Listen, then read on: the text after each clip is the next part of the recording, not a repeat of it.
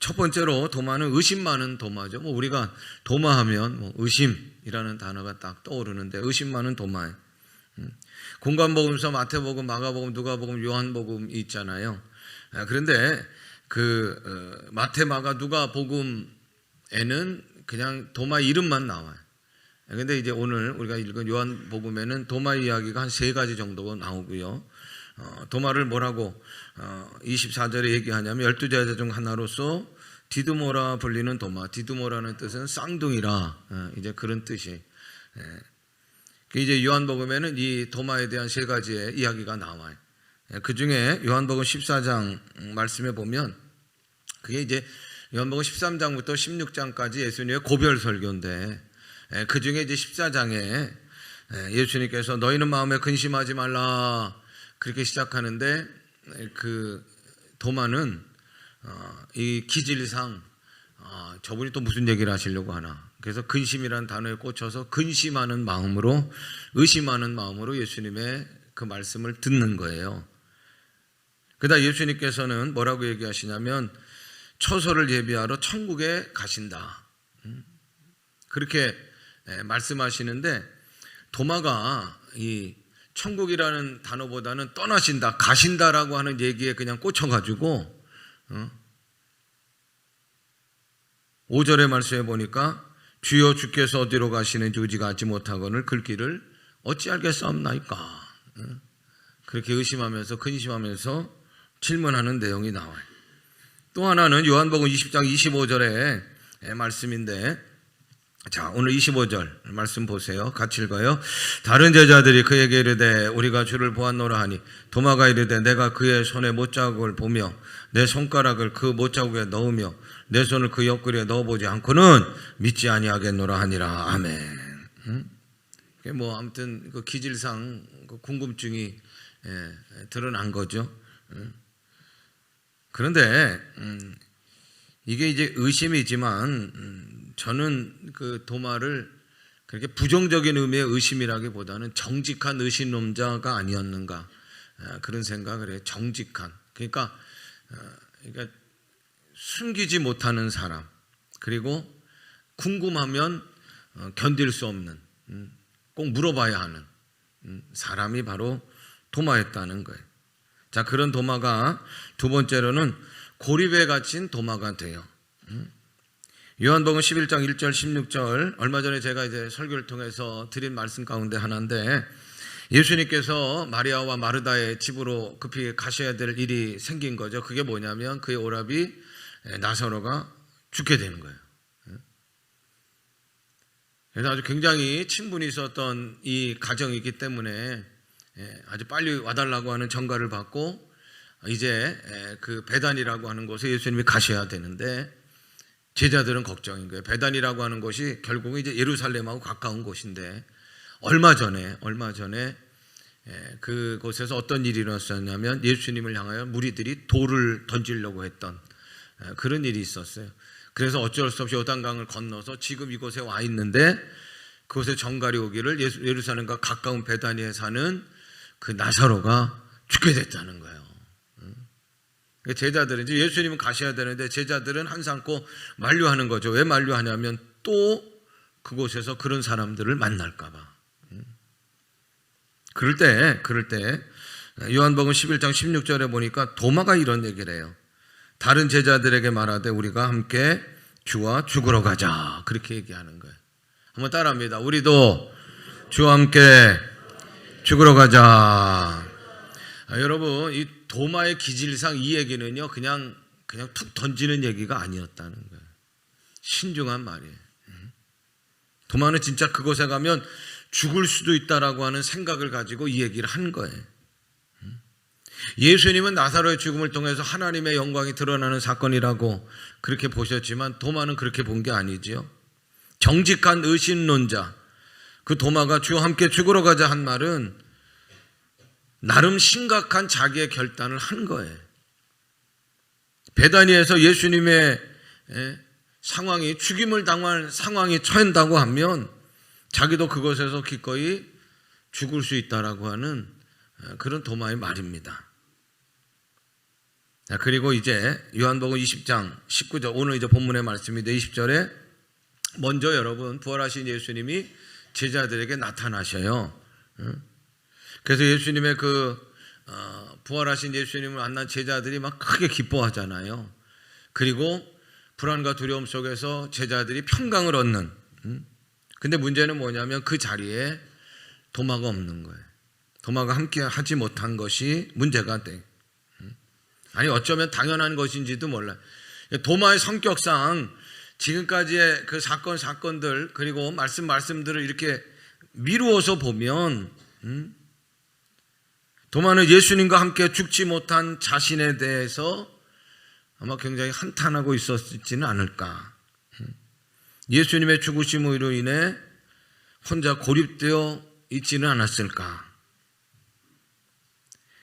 베다니에 나사로를 만나러 갈 때 도마는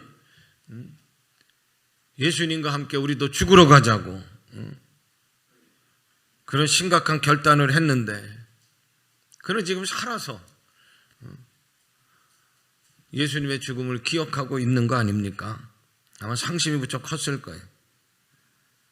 아마 우울한 상태로 고립되어 있는 상태로 한 주간을 지냈던 거예요. 제자들이 찾아와서 도마야, 예수님 만났어. 부활하신 예수님 오셨어. 우리들 만났단 말이야. 근데 고립되었던 이 도마는, 상심했던 이 도마는 아마 그 소식을 거부했어요. 아니 말도 안 돼. 그런 소리 하지 말라고 아마 대항했을 거예요. 여러분 고립이라고 하는 게 신앙에 있어서 얼마나 큰 독이고 얼마나 큰 적인지 몰라요. 그 얘기는 뭐냐? 사단이 우리를 공격할 수 있는 아주 기가 막힌 타이밍이 바로 우리가 고립되어 갈 때, 그 시간이 혼자서 해석하고 혼자서 판단하고 실망하고 우울한 시간을 지낼 때 사단은요, 그걸 어떻게 알았는지 귀신같이 알아가지고 우리를 공격하는 거예요. 사랑하는 여러분, 우리가 고립되어 가는 것 같으면 그럴 때일수록 모임을 패하는 것이 아니라 애써서 일부러 더 모이도록 해야 할 줄로 믿습니다. 우리 신앙에서 중요한 것은 여러분 따라합니다. 공동체입니다. 공동체예요, 공동체. 그래서 우리 유성신앙 공동체를 하나님께서 우리에게 허락하신 거예요. 여러분 한 분 한 분이 너무 귀한 거예요. 우리 유성 공동체를 위해서, 우리 유성교회를 위해서 여러분들 한 분 한 분이 얼마나 귀한지 몰라요. 옆에 계신 분들 한번 얼굴 보시. 나만 귀한 게 아니고 그 옆에 계신 분들도 우리 유성 공동체를 위해서 너무 귀한 분들인 줄로 믿습니다. 한번 인사해. 당신이 너무 귀합니다. 당신이 너무 귀한 거예요. 함께하는 중에 여러분 힘이 생기는 거예요. 오순절 마가의 다락방에 성령 충만한 성령 강림의 역사도 함께 모여 기도할 때 하늘의 성령이 강력하게 그들에게 임한 거예요. 우리들도 함께 모여 기도할 때 성령의 충만한 역사가 이 제단 가운데 임하는 줄로 믿습니다. 26절 보세요. 같이 읽어요. 시작. 여드레를 지나서 제자들이 다시 집 안에 있을 때 도마도 함께 있고 문들이 닫혔는데 예수께서 오사 가운데 서서 이르시되 너에게 평강이 있을지어다 하시고 아멘. 그러니까 그 유대인들의 달력은 저녁 때부터 그 저녁까지잖아요. 그러니까 이제 8일에 대한 개념인데 이건 일주일에 대한 개념이에요. 그러니까 안식 후 첫날, 오늘날 하면 주일날 예수님 찾아오셨던 예수님이 딱 일주일 지나 그 다음 주일에 또다시 찾아온 거예요. 근데 누구를 위해 찾아오셨느냐? 이 고립되어 있는 도마를 위해서 찾아오셨다는, 전적으로 도마를 위한 자리에. 그리고 말씀하십니다. 7일 전, 일주일 전과 똑같이 너에게 평강이 있을지어다. 그리고 자 26절 자 읽었죠. 27절 읽어요. 시작. 도마에게 이르시되 내 손가락을 이리 내밀어 내 손을 보고 내 손을 내밀어 내 옆구리에 넣어보라. 그리하여 믿음 없는 자가 되지 말고 믿는 자가 되라. 아멘. 그리고 도마를 향하여 말씀하시는 거예요. 도마는 스스로 고립되어 있어요. 그러나 예수님은 도마를 제외시키지 않았어요. 예수님은 도마의 의심조차도 인정하시는 거예요. 그리고 부활의 징표인 십자가의 흔적을 도마에게 보이신. 그 흔적을 만져보라고 하십니다. 순간 도마는 만감이 교차했을 거예요. 그리고 여러분, 의심이 변하여 확신이 되는 순간이에요. 그리고 28절 같이 읽어요. 도마가 대답하여 이르되 나의 주님이시요 나의 하나님이시니. 다시 한번 읽어요. 도마가 대답하여 이르되 나의 주님이시요 나의 하나님이시니. 아멘. 도마의 고백이 예사롭지 않아요. 글쎄 직접 손으로 옆구리로 이렇게 만져보았는지는 확실한 게 아니에요. 그런데 우리가 확실하게 느낄 수 있는 것은 그 순간 도마의 마음이 어떠했을까는 우리가 느낄 수 있어요. 의심받았던 만큼이나 주님께 대한 죄송스러운 송구함이 얼마나 컸을까. 나의 주님이시라고 하는 이 단어가 그냥 우리 믿는 사람들은 나의 주님이십니다라고 하는 고백을 하잖아요. 아마 이 순간의 이 도마의 고백은 우리가 고백하는 나의 주님이십니다라고 하는 고백과는 사뭇 다른 무게가 있는 그런 고백이었을 거예요. 고독에 신간 만큼이나 송구하고 죄송스러운 만큼이나 그 회복의 시간이 얼마나 감격스러웠을까. 그 감격을 담아 나의 주님이십니다, 나의 하나님이십니다, 그렇게 도마는 고백하는 거예요. 그리고 이제 오늘 가장 중요한 내용을 제가 말씀드리려고 그래요. 한번 따라합니다. 남겨진 삶을 치열하게 산 도마예요. 남겨진 삶을 치열하게 산 도마예요. 대구라는 생선을 아시죠? 대구탕. 대구. 내륙지방에서 수송하는데 냉동시켰더니 요리를 했더니 맛이 없더래. 그래가지고 살아서 좀 운반해야 되겠다. 그래서 살아서 이제 산 대구를 넣어가지고 운반하는데 시간이 오래 걸리니까 이게 많이 죽더래요. 그리고 살아있는 대구 생선은요 왠지 푸석푸석해지고 맛도 없더라는 거예요. 그래서 이걸 어떻게 할까 고민하다가 천 적이 있어요. 캣피쉬라고 하는 우리나라에 얘기하면 메기 같은 건데 그 2마리 넣었대. 그러니까 대구가 난리가 난 거예요. 대구라는 생선이 난리가 난 거예요. 막 그냥 잡아먹히지 않으려고 그냥 엄청나게 도망다니는 거예요. 땀을 뻘뻘뻘뻘. 그리고 이제 와서 대구가 다 살아있잖아요. 그리고 생선했더니 싱싱하더라는 거예요. 여러분, 하나님은 우리의 싱싱한 신앙생활을 원하시고 생명력 있는 신앙생활을 원하시고 건강한 신앙생활을 원하시는 줄로 믿습니다. 그래서 가끔은 그 싱싱하고 생명력 있고 건강한 신앙생활을 위하여 가끔은 매기를 집어넣고 계시는 것은 아닌가.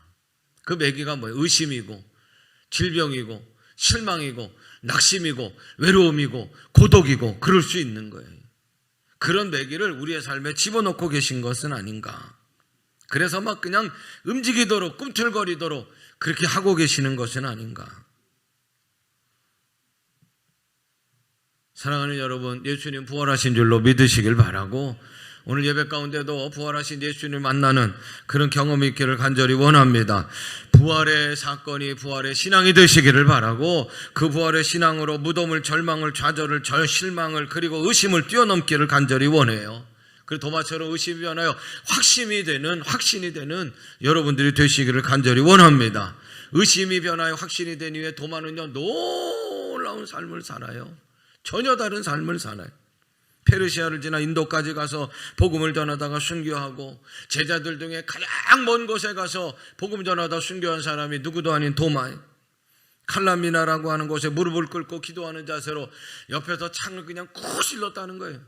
그렇게 순교당하는 언덕 바위 위에서. 마드라스라고 하는 곳에 그를 기념하는 교회가 있는데 그 도마를 기념하는 교회 딱 앞에는 뭐냐면 나는 당신을 예배합니다.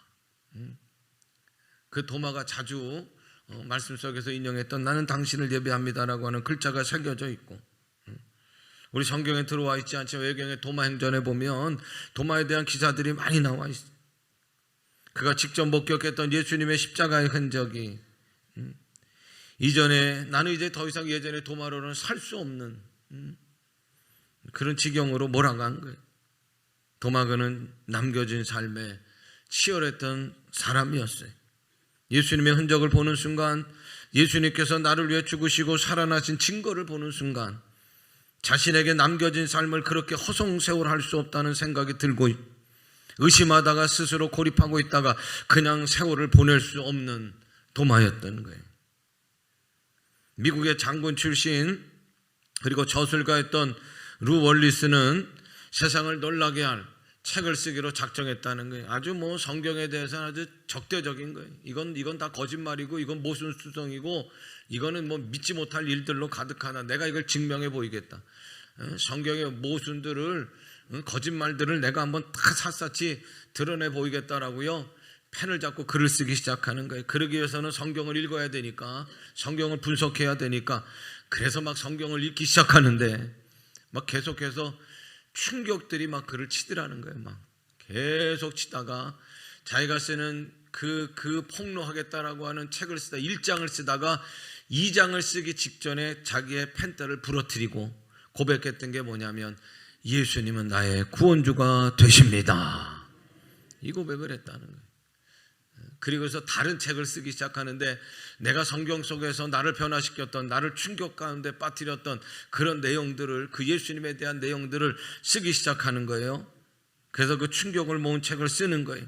예수님, 이 놀라운 분이 또 어디 있는가? 예수님, 이 아름다운 분이 또 어디 있는가? 예수님, 이렇게 고결한 분이 또 어디 있는가? 아니 그런데 어떻게 이렇게 나는 이 예수님을 이렇게 난도질하려고 세월을 허송세월했던가? 치열하게 예수님을 전하는, 예수님이 누구인가를, 나를 변화시켰던 그 예수님에 대한 기록을 막 책으로 쓰는 거예요. 그리고 그 책이 영화가 됐는데, 그 책이 영화가 됐는데 그 영화가 뭐냐? 배너라는 거예요. 배너. 인도의 네 번째 도시인 체나이에 가면 도마가 세운 7개의 교회가 있고, 또 도마가 숨어서 기도하던 동굴, 그리고 기도하는 자세로, 무릎 꿇고 기도하는 자세로 창을 그냥 푹 찔러서 순교당했던 그 언덕, 도마의 무덤 위에 세워진 산토메 교회가 있어요. 도마는 왜 그렇게 멀리 떨어진 인도까지 가서 복음을 전하다 죽었을까? 도마는 예수님의 제자 중에 어쩌면 가장 이해력이 떨어지고 의심이 많았던 그런 제자가 아니었을까? 그러니까 의심만 했던, 허송세월했던 자기의 삶을 후회하며 가다가 멈춰선 곳이 바로 예수님의 제자 중에 가장 먼 곳, 인도까지 가게 한 것은 아닐까. 그리고 그 후회함과 송구함은 이제 치열함으로 나타내. 우리가 오래오래 살아야 될 이유, 우리가 더 많이 기도해야 할 이유, 우리가 더 남김없이 사랑해야 하는 이유, 우리가 힘을 다해 전도해야 할 이유는, 여러분, 오래 사는 것 장수만을 위한 것이 돼서는 안 돼. 믿는다고 하면서 믿음 없이 살았던, 의심하며 살았던 시간들을 만회하기 위한 시간이 돼야 되고, 할렐루야, 복음을 위하여 치열한 시간을 살아내야 될 줄로 믿습니다. 방송인 데이빗 브루클린이라고 하는 사람은 이런 얘기를 했어요. 믿는 사람이란 하나님이 던진 벽돌에 걸려 넘어가도 그 벽돌을 주워 기초돌로 삼고 집을 짓기 시작하는 사람이 믿는 사람이다. 다시 말씀드리면, 믿는 사람이나 하나님이 던진 벽돌로 넘어져 쓰러지지만 그 벽돌을 주워 기초돌로 삼고 집을 짓기 시작하는 사람이 믿는 사람이다. 벽돌에 걸려 넘어져도, 그래요 여러분, 우리들이 걸려 넘어진 벽돌들이 수없이 많아요. 의심의 벽돌, 실망의 벽돌, 고립의 벽돌, 서운함의 벽돌, 질병의 벽돌, 나를 넘어뜨리려고 하는 거예요. 벽돌에 걸려 넘어질 수 있어요. 그러나 넘어진다고 누워서만 있어서는 안 되는 거예요. 신세 한타만 있어서는 안 되는 거예요. 다시 일어나 나를 넘어뜨린 그 벽돌로 믿음을 지어가는, 믿음의 집을 지어가는 치열함이 우리들에게 있어야 될 줄로 믿습니다. 영화 길복순의 여주인공은 전도연입니다. 후회하고 싶지 않아서 매 순간 치열하게 연기합니다. 그분의 인터뷰를 봤더니 이 얘기를 하더라고요. 후회하고 싶지 않아서 매 순간 치열하게 자기는 연기한다는 거예요. 그런 순간이 있잖아요. 오늘은 너무 추우니까, 힘드니까, 아프니까, 그래서 좀 쉬고 싶고 포기하고 싶고, 그렇게 하면, 그런데요, 나중에 반드시 후회가 되더라고요. 그래서 그런 후회를 남기고 싶지 않아 나는 오늘도 치열하게 연기하는 것입니다. 제가 지난번에 위성지방 성지순례를 갔다가 지금까지도 잊지 못할 가장 한 곳이 있는데, 그것은 대린구유라고 하는 곳이, 앞에 화면이 있죠. 저게 이제 지하 공간이 지하 동굴. 원래는 저게 무덤으로 쓰였던 곳인데 저길 파가지고 지하 도시를 만들었어요. 초기 교인들이 로마의 박해를 피하려고, 고난을 피하려고 만든 지하 도시 대린구유. 깊은 우물이라는 뜻이, 깊이가 120m, 지하 20층에 이른다는 거예요. 미로예요, 미로. 저희가 이제 동굴이고 아마 거의 묘지였는데 저 안에는요 큰 교회도 있고요, 학교도 있고요, 포도주 저장고도 있고요, 공동 취사장도 있고요, 모든 게 다 갖춰 있고 아마 최대 25,000명까지 저 안에서 살았다는 거예요. 아직도 제가 잊지 못하는 그런 가이드, 그 말이 뭐냐면, 빛을 위하여 빛을 포기한 사람들이 산 곳이라는 거예요. 저 껌껌하니까 빛을 포기하고 사는 거지요. 근데 뭐를 위해서? 빛을 위해서, 복음의 빛, 믿음의 빛, 예수 그리스도의 빛을 지키기 위해서 스스로 저 어두운 공간으로 들어온 빛을 포기한 사람들이 살았던 곳이라는 거예요. 초기의 신앙인들이, 신앙인의 가장 치열한 장소가 바로 대린구유 저곳이라는 거예요. 29절을 봅니다. 같이 읽어요. 예수께서 이르시되 너는 나를 본고로 믿느냐? 보지 못하고 믿는 자들은 복되도다 하시니라. 아멘. 이게 어떤 말일까? 아무리 생각해도 믿음이 없이 의심했던 도마를 막 질책하면서, 야, 너 왜 이렇게 의심하는 믿음을 가져서, 야, 똑바로 믿어, 이런 말씀은 아니었을 거예요. 도마야, 그래도 네가 나를 본고로 믿는구나. 그래, 네가 나를 보지 못해 믿지 못해서 얼마나 힘들었겠니? 근데 이제 진정으로 나를 너의 삶의 구주로 인정했구나. 도마야, 참 장하다. 질책이 아닌 새로운 사역을 펼쳐나갈 도마에 대한 기대에 주님의 말씀으로 저는 들려요. 그리고 그 다음 말이 따라합니다. 보지 못하고 믿는 자들은 복되도다. 그래, 어쩌면 여러분 이 말씀이 예수님을 보지 못하고 믿게 될 사람들이잖아요. 이제 예수님 떠나가시잖아요. 이제 예수님 보지 못하고 믿게 될 사람들이, 제자들은 예수님 봤어요. 예수님 보지 못하고 믿게 될 사람들, 그 사람들을 위하여 예수님을 전해야 될 도마 아닙니까? 새로운 도전의 사명을 도마에게 이게 지금 주시는 거예요. 그래서 예수님을 보지 못하고 믿어야 할 시대에서 더 치열하게 구원의 복음을 전해야 할 도마에 대한 응원의 말씀이 바로 오늘 이 말씀이에요. 그런 도마는 복되도다. 보지 못하고 믿는 자들도 복되도다. 누가 저하고 시간 약속을 하면 제가 이렇게 스케줄을 보면 너무 바빠요. 하루에 4개, 5개가 막 쓰여져 있어요. 그래서 제가 바쁩니다. 이런 얘기를 막 습관적으로 하는데, 제가 이 도마의 말씀을 준비하면서 굉장히 회개했어요. 바빠서는 안 돼. 치열해야지. 마지막으로 치열함이라고 하는 어느 교회 청년부 게시판에 있는 글을 제가 소개하고 마치려고 그래요. 자, 같이 읽으면 좋을 것 같습니다. 같이 읽어요. 시작. 삶에 특별한 어려움이 없고 평안하면 그것이 신앙의 성숙과 성장의 결과라고 생각합니다. 신앙은 평안함으로 지켜지지 않습니다. 신앙은 치열함으로 지켜지는 것입니다. 선줄로 착각한 사람은 넘어지지 않게 자신을 수없이 돌아보고 수없이 서려고 노력해야 합니다. 평안하다고 느껴지는 그때가 가장 넘어지기 쉬운 때입니다. 하루를 시작하며 지금 내 상황은 서 있는지 넘어져 있는지 돌아보길 바랍니다. 치열함을 회복할 때 다시 설 수 있는 때입니다. 아멘.